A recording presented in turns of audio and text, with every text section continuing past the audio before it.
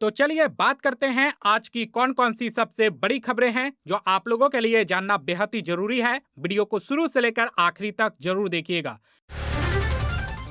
भारत में टेलीग्राम को रोक दिया गया है, यानी अब सरकार ने यह फैसला लेते हुए 22 जून तक टेलीग्राम पे पूरी तरीके से पाबंदी लागू कर दी है। यानी देश में अब टेलीग्राम अगले 22 जून तक नहीं चलेगा, क्योंकि नीट का री एग्जाम होने वाला है। पिछला बार नीट का पेपर लीक हो गया था, जिसके बाद से सरकार को मजबूरन ये बड़ा फैसला लेना पड़ा, जो 22 जून तक टेलीग्राम अब नहीं चलेगा पूरे देश में।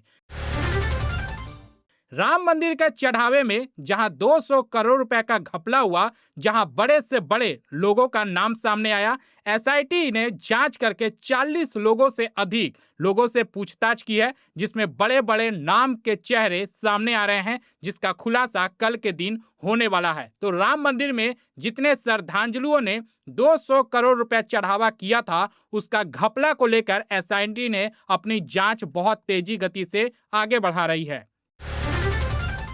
खान सर और रोशन आनंद के विवाद के बीच आखिरकार बिहार सरकार को अपना हस्तक्षेप करना पड़ा। आपको बताएं कि रोशन आनंद के भाई का मौत हो गया, उनका अंतिम संस्कार कर दिया गया और रोशन आनंद पूरी तरीके से बर्बाद हो चुके हैं। और इसका पीछे का हाथ बताया जा रहा है खान सर का, क्योंकि रोशन आनंद के भाई को मरवाने में खान सर का हाथ है, ऐसा खबर चल रहा है, जिसको लेकर मजबूरन बिहार सरकार को अपना हस्तक्षेप करना पड़ा। जहां सीएम सम्राट चौधरी ने बड़ा कदम उठाते हुए कहा है कि जितने भी बिहार में कोचिंग सेंटर हैं, अब हर एक स्टूडेंट का डेटा अब सरकार को देना होगा। पढ़ाई क्या हो रहा है, पूरा उसका विवरण अब बिहार सरकार को देना होगा। साथ ही सम्राट चौधरी ने यह भी कहा है कि अगले साल यानी नए साल के मौके पर अब बिहार में बिहार सरकार की तरफ से कोचिंग सेंटर खोले जाएंगे। जितने भी ये कोचिंग माफिया हैं, उन पे लगाम लगाया जा सके, क्योंकि प्राइवेट कोचिंग सेंटर पढ़ाई के नाम पे लोगों को गुमराह कर रहे हैं और स्टूडेंट के भविष्य के साथ खिलवाड़ कर रहे हैं, जिसको सम्राट चौधरी ने बड़ा संज्ञान लेते हुए नए साल के मौके पर अब बिहार सरकार के साथ ही कोचिंग सेंटर खोले जाएंगे और सरकारी कोचिंग सेंटर में विद्यार्थी पढ़ सकेंगे। सिरप पीने वालों और बेचने वालों के लिए बड़ी खबर है। भारत सरकार ने एक बड़ा संज्ञान लेते हुए फैसला सुनाया है। दरअसल अगर आप सिरप खरीदने के लिए जाते हैं खांसी जुकाम का, तो आपको बता दें कि मोदी सरकार ने यह फैसला लिया है कि किसी भी तरह का सिरप ना कोई बेच सकता है और ना कोई खरीद सकता है। इसके लिए डॉक्टर का प्रिस्क्रिप्शन होना जरूरी है। अगर प्रिस्क्रिप्शन के बजाय कोई बेचता है तो उसके ऊपर कानूनी कार्रवाई की जाएगी। तो केंद्र सरकार ने नए महीने की शुरुआत में यह बड़ी घोषणा की है।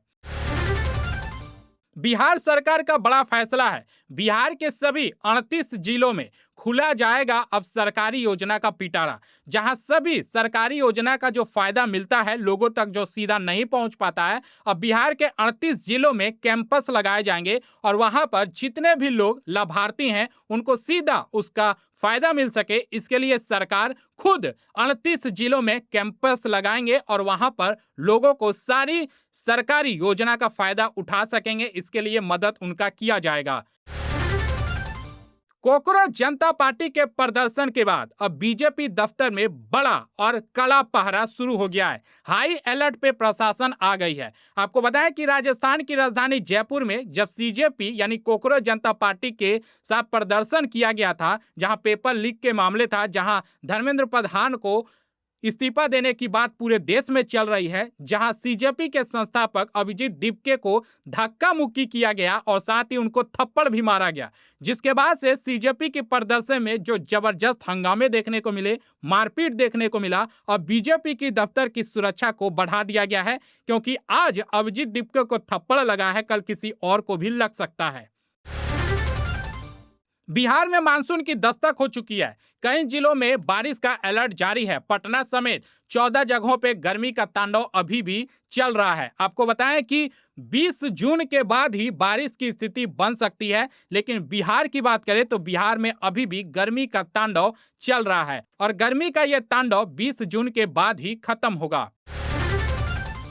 राबड़ी देवी और लालू यादव को जो नोटिस दिया गया था घर छोड़ने के लिए, सरकारी घर आवास छोड़ने के लिए, उसका डेडलाइन पार हो चुका है। यानी अब मजबूरन बिहार की सरकार यानी सम्राट चौधरी फोर्सफुली अब राबड़ी देवी और लालू प्रसाद यादव को घर से निकाला जा सकता है, क्योंकि उनको नोटिस दिया गया था कि घर को खाली किया जा सके, क्योंकि वो चुनाव हार गए थे, जिसके बाद से उनको सरकारी आवास को खाली करना था।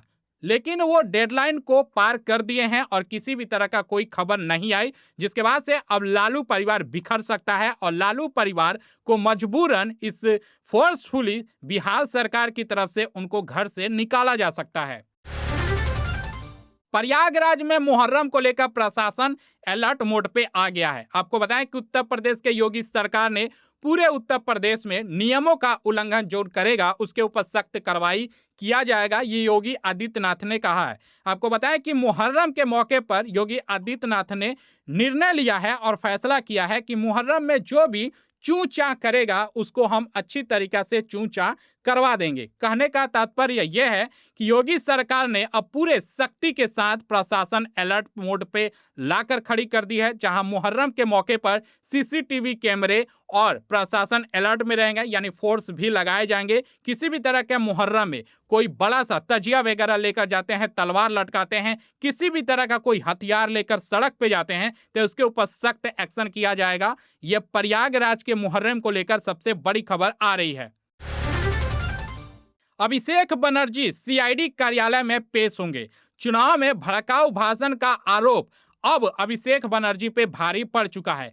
पहले ही उनको एक बार बुलाया जा चुका है सीआईडी की तरफ से और फिर से अब दूसरी बार अभिषेक बनर्जी को सीआईडी कार्यालय में बुलाया जा रहा है, जहां पर और भी 6 से 7 घंटे पूछताछ हो सकते हैं। और आपको बताएं, पिछले बार 6 घंटे लगातार पूछताछ की गई थी और इस बार भी अधिक समय इनसे पूछताछ किया जा सकता है और एफआईआर तो पहले ही इनके खिलाफ दर्ज हो चुका है। महंगाई का नया झटका लग चुका है। तेल हो, चावल, चीनी या फिर टमाटर, दाम सुनकर आपके भी होश उड़ पड़ेंगे। आपको बताएं कि इस स्थिति में जो देश में चल रहा है, किसी को कानो कान खबर नहीं हुआ कि महंगाई धीरे धीरे कितना तूर पकड़ लिया है। आपको बताएं कि महंगाई का स्तर 4% बढ़ गया है, जिसमें चावल हो, तेल, चीनी, टमाटर यानी कि बाकी सब्जियों की बात करें 4% तक की बढ़ोतरी हो गई है। दालों की कीमत में भी उछाल देखने को मिला है। सभी राज्यों में अलग अलग परसेंटेज के साथ, जहां 3.5% से लेकर 4.5% तक रेट बढ़ गए हैं। खान सर और रोशन आनंद के मामले में सीबीआई की एंट्री होने के लिए जा रहा है, क्योंकि रोशन आनंद के भाई का मर्डर हुआ है, ऐसा रोशन आनंद का कहना है, उनके परिवार का कहना है। आपको बताएं कि रोशन आनंद जब जेल में थे तो उनका भाई नेपाल गए थे, उनको नेपाल ले जाया गया था या खुद से गए थे, जहां पर संज्ञान उनका मौत हो गया। जब पोस्टमार्टम हुआ तो उसमें कुछ भी ऐसी खबर नहीं आई, जिसके बाद से ये सारा जो भी रोशन आनंद के परिवार के साथ, उनके भाई के साथ हुआ, इसके सारे पीछे जो करने वाला, जो मास्टरमाइंड है, वो है खान सर। और ये कुल मिलाकर रोशन आनंद ने खान सर पे पूरी तरीका से इल्जाम लगा दिया है, जिसके बाद से सीबीआई की एंट्री हो सकती है। और तेजस्वी यादव भी इसके लिए मांग कर रहे हैं। साथ ही सम्राट चौधरी को तेजस्वी यादव ने जो है लेटर भी भेजा है, उनको कहा है कि इसके ऊपर ध्यान देना जरूरी है।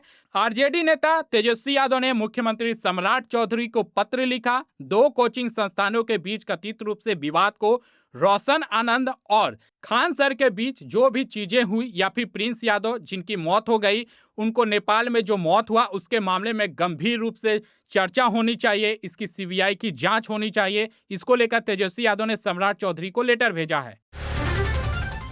मोनालिसा अब सरकार से गुहार लगा रही है। आप जानते हैं कि मोनालिसा ने एक मुस्लिम से शादी कर ली और उसका कहना यह है कि मैंने किसी जानवर से शादी नहीं की है, मैंने एक इंसान से शादी की है।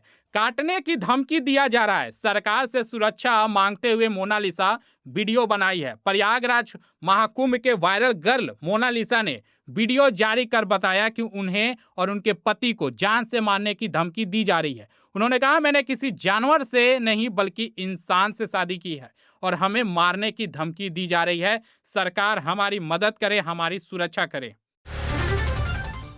अयोध्या के राम मंदिर में चढ़ाया गया दुनिया का सबसे महंगा आम। दुनिया के सबसे महंगे आम मियाजाकी को सोमवार को अयोध्या के राम मंदिर में भगवान राम को चढ़ाया गया। यह आम किसान ओम प्रकाश सिंह ने चढ़ाया, जिन्होंने लगभग 2 साल पहले इसका पेड़ लगाया था। अंतर्राष्ट्रीय स्तर पर इस आम की कीमत 2.5 लाख रुपए से लेकर 3 लाख रुपए प्रति किलो होता है और इस आम को एग ऑफ द सन के नाम से भी जाना जाता है। यानी अयोध्या राम मंदिर में दुनिया का सबसे महंगा आम को चढ़ाया गया है।